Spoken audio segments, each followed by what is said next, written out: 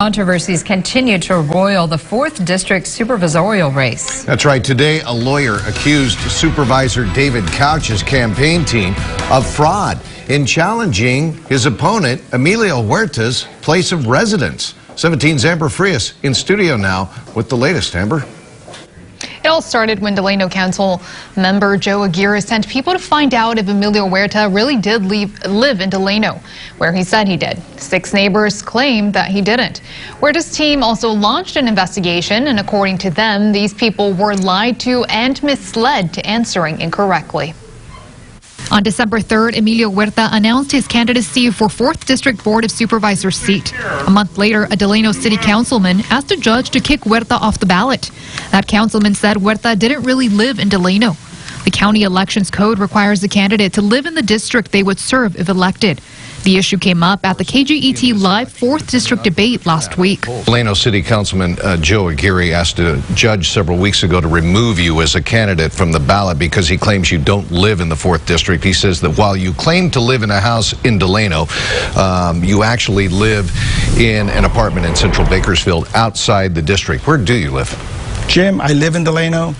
I have a strong family ties and strong relationship to Delano. I was raised in Delano, went to school in Delano, went to high school in Delano. I attend church in Delano. So there is no doubt that I live in Delano. There are much more important issues to talk about than my residency. Mr. Couch, you care to rebut? I think this is an extremely simple issue to clear up.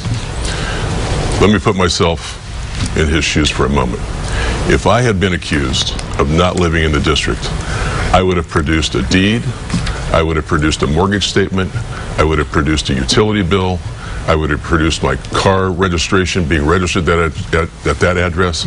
I would have produced something other than a voter registration card, which is all that I've been able to see actually ties my opponent to that address on Belmont.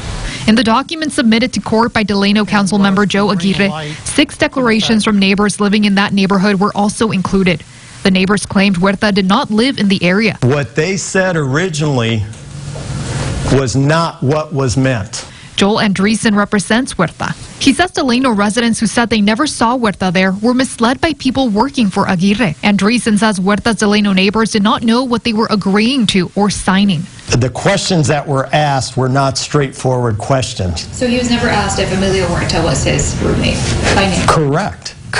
Andreessen and his team are now asking the district attorney to investigate Supervisor David Couch and Aguirre.